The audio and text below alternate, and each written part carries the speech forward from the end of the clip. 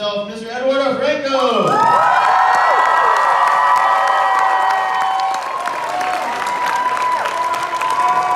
Yes, sir! How's it going? Good, bro. So, just in case you were wondering, it's not a wig, it's his real hair. But dude, let's kick things off, I think this season was so interesting because it's crazy to think that Stranger Things has been on now since 2016, and I think that every season kind of blows me away that it has, just when you think it can't like have a bigger pop culture impact, it does. I feel like this season was really, it must have been overwhelming. For you coming in now, I'm sure you were a fan already, I'm sure you'd watched all of it, but what was it like to kind of be in this Stranger Things universe now and kind of get swept up in the, you know, fandom of it all? Yeah, man. I mean, it was like you just said, overwhelming. You know what I mean? It was. It's my first time jumping on something that is so global, so massive, and then it's so, you know, beloved by like all you guys. You know what I mean? And it just kind of, it didn't help that the world ended at one point. right when we were supposed to start shooting. We're literally in our own upside down. Yeah, exactly. I think it is. I'm still trying to catch up, and it's so weird. And yeah, it's the beginning of 2020, and that's when you know, find out, hey, you're in, and then we did a table read in February that year, and the table read where I got to meet mostly everyone, and I remember at the time it only we only read 6 episodes, and what should I call it? I got to meet mostly the whole cast and some of the crew, and it was like overwhelming and also intimidating because it's like, you know, it's so massive, and here I am being a new guy, and and it was like, and then like when the world ended, I was like, dude, what the, God damn, there's so much more anticipation for it to come out, and I've been telling some people that when I'm sitting at the table, telling them like, it was real, like, man, there's 4,000 things going through my head, you know what I mean? I was like, I hope I get to get on it, I hope it does come out, and after waiting all this time, I was like, I hope they enjoy it, and I hope you guys did enjoy it, man. It's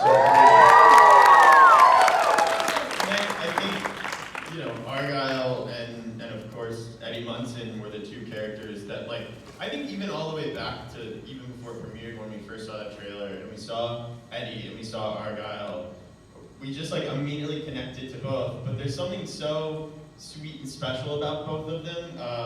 Argyle is like this perfect combination of like Spicoli, Wayne Engarth, and like Encino Man all rolled into one. He's the Jews. But I think fans might find it interesting. Is this true? I read that you actually went in and auditioned for Eddie first before Argyle? Yeah, I sent in. I remember there were a couple self-tapes. I was in New Jersey at the time. I was filming something else, and it was. I don't know. I didn't know if it was the Eddie character at the time. I didn't know. I think, yeah. But it was like it came like then when I saw when we read the scripts and stuff. I was like, oh yeah. I was like, I remember this stuff. Yeah. And it was. Yeah, I did one tape, and then which is what he does in the cafeteria, right? When he's introducing he's reading out the newspaper. Yeah. Or sorry, the magazine. Yeah. So it was like that stuff, and then the moment he has with Grace out in the woods or whatever, he's talking about hey, we go way back or whatever. I remember that, and then what's so weird about it is that while I was auditioning for the show. I've told this story, I think, a couple times, but Finn, who plays Mike, he had seen me in this movie called Booksmart. Yeah. And woo! Yeah, which is again insane. It's like I wasn't even. My character for Booksmart was made by Olivia Wilde. Like I auditioned for that movie, and I was auditioning for the character Nick, who Mason Gooding played it beautifully. Yeah. You know, that's who he should have been. Yeah. Which is so funny because when I got the audition, I remember I was like, I don't think whatever, right? So I was like, okay, I'm gonna try it. I'm gonna see what happens. I go, I didn't know Olivia Wilde was gonna be there, and she was there, and I remember I even got there late because of some other dumb shit that happened at some other audition, right? And she was so cool, she was so nice. I made her laugh a couple times, and she was just like, I found out later, she was like, yo, we gotta put Eduardo in the movie somehow. And so she made up this character, Theo, that I played at Booksmart. And so because of that, Finn had seen that movie, and then when he got the scripts for the season 4, when he found out about the Argyle character, he asked the Duffers, the creators of the show, he was like, yo, do you guys have someone for Argyle yet? Because there's this guy, Eduardo, that I just saw in Booksmart. This was before Finn even knew me. Like, before I even knew Finn or anything. Finn's obviously a fucking superstar. Like, why would he worry or care about me or whatever? And the Duffers were like, dude, like, them and Sean, they were like, you know, it just so happens, coincidentally, we've been looking at Eduardo for the show, so, like, they threw me in as Argyle. It was so crazy. Like, it all worked out. It's so weird how, like, I'm like, just, I don't know, it's like, I'm mad grateful for Finn and for, you know, Olivia Wilde for putting me in the thing when, you know, none of them owed me anything. It's so crazy. That's just, you know, sometimes things work out and people out there that you don't know are actually genuinely good people. So it's so crazy, man. It's so nuts. I'm just mad grateful. That's rad, man. I love that. That's so cool. You know, it's so funny because, like, I can't imagine that they looked at anyone else because you feel so synonymous with your character. And I mean that truly as a compliment in the way that, like, Jeff Bridges feels like synonymous with the dude. You know, I can't even believe you both be in the same room. Well, there's some similarities, I think. So great. They're partaking in extracurricular activities, probably. But like, how much do you feel you brought to Argyle, and how much do you know, like, it's such a distinct character, and I think, you know, talking about the way you got cast in Booksmart, and the way you got cast in Stranger Things, where people are like building these roles around you because of just your vibe and like your hair, your look, like how much do you feel like you're just a part of those characters? I mean, there's definitely like a lot of those characters that I wish I had in me, Yeah. or you know what I mean, like an example in Booksmart or whatever, that Theo character, that guy sort of was just like, no worries about the future, you know what I mean? The whole movie's about how like the two main characters have always just lived their lives it just all was based on like making my future. Yeah. And how they're like at the end they're like, you know what, let's just goof around, we're gonna whatever, you know, let's see what happens, right? Yeah. And like I wish I would have been like that more, or I wish I still could be more like that, but I can't stop. Like everyone always tells me, it's like, you know, well, you're so chill, whatever. It's like, hey man, you know, I have fucking bad days too, man. I have fucking days where inside up here and in here, it's going a mile a minute all the time, and I can't stop ever, like, you know, not being, you know, worried about things. And as far as like being like Argyle or whatever, I wish I could be more like that guy. Meaning like, oh, okay, all right, man, some shit happened in real life. I gotta bury a real body now. So it's like, I'm just gonna go smoke it off. Because I know realistically, right, like I would, if that were to happen to me, I would not be able to smoke that off or shake it off or drink it off or whatever.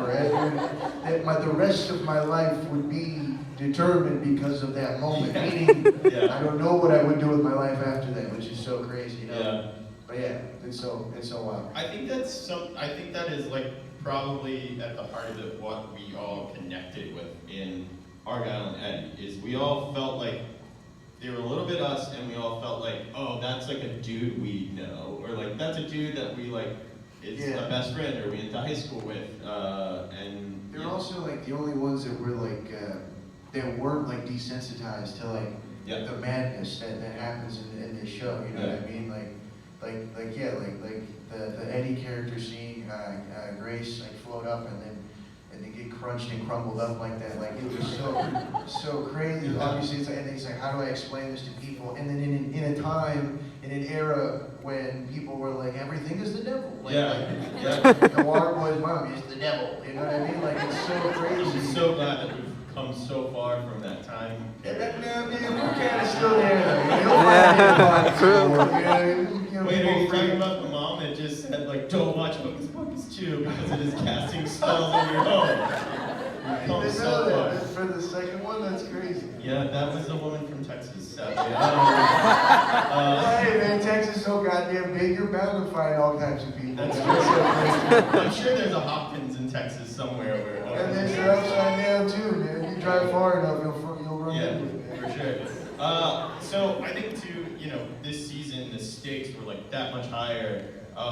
No one really felt like they had plot armor. And splitting it into the way that they did. I hope that you've all watched it by now. I'm trying to dance around and not spoiling anything, but it's like, oh my God, You there's haven't seen it too bad. Spoiled. You've had enough time. But it's like at the end of that, it's like, oh my God, there's another season? Like, how do they go? How do they raise the stakes even higher? And where do they go from here? I know you We're going to space. They're going to space. Space. They're going to space on the next one. That's what I was looking for. I know you can't actually like reveal anything, but like, what are your feelings now that you've had a season under your belt, like going into this next season? I don't even know if I'm in the next one. I legit have no clue, dude. I wish I could tell you, man. I wish I could be like, oh, it's gonna be crazy, but I can't tell you nothing. I don't even know what. For all we know, it could be cupcakes and fairy tales. I have no clue. Literally, I'm in the dark. Yeah. Okay, like I legit. They'll tell me. You guys will probably know before me. Man. I mean, I don't know how leaks happen. You know what I mean? You guys ever heard of NDAs?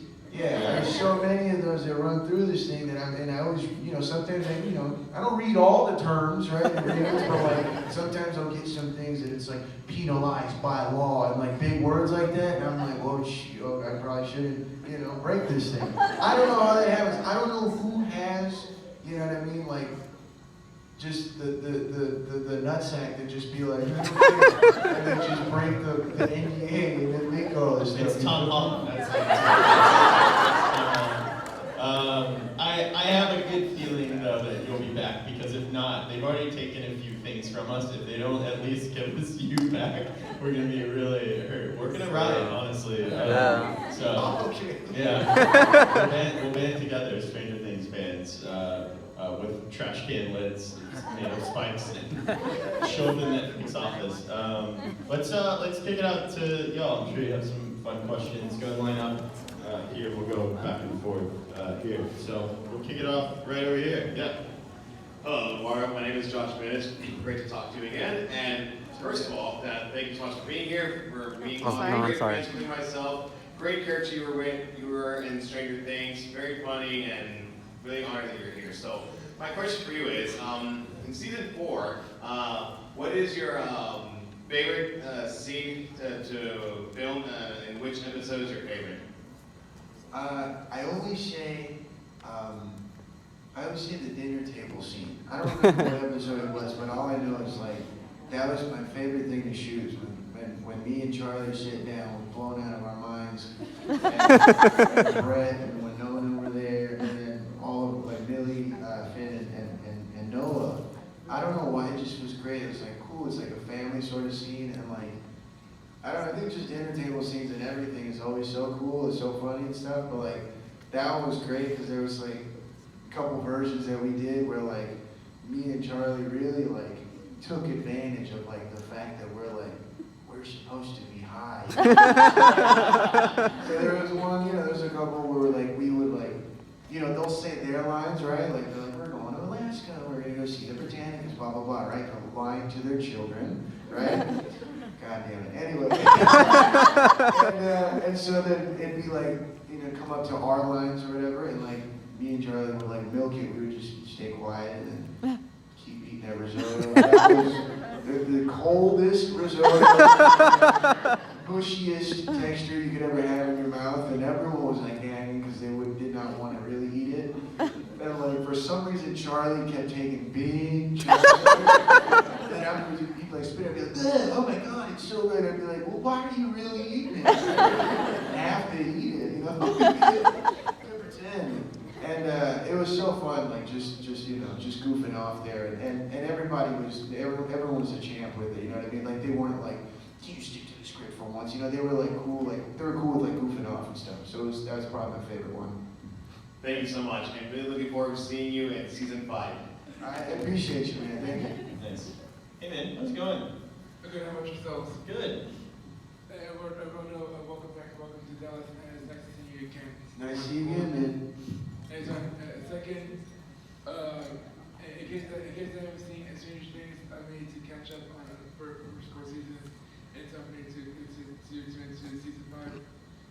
But supposedly, you guys were to start at 6th season, right? So I got this idea for this show. Supposedly, the creator should add an autistic character on Stranger Things. So for this character, my character rather, since I have autism, that this character would be in one world, the virtual world, and the real world at the same time. Whoa. Okay. And I like that. And supposedly this autistic character were to have been friends with this radical pizza delivery guy, which is your character. I appreciate that, man. Yeah, okay. So in 2 places at once, is that what you're saying? And he's buds with our guy? Yeah, one character that represents the virtual world, his own world, and the real world at the same time. I like that, man. So basically, you have both best of both worlds. I like that, you know why? Because I think that's what everybody is in this room and in the world, in real life, man. I think everybody is their own character here, in the flesh, and then online, in the virtual world. Everybody is a different type of character there. A lot of times, you know, they're the same similarities, you know what I mean? But hey, you can be whatever you want on the internet at this point, you feel me? So I feel like that's actually not a bad idea. It's actually a pretty banging idea. Right, and also,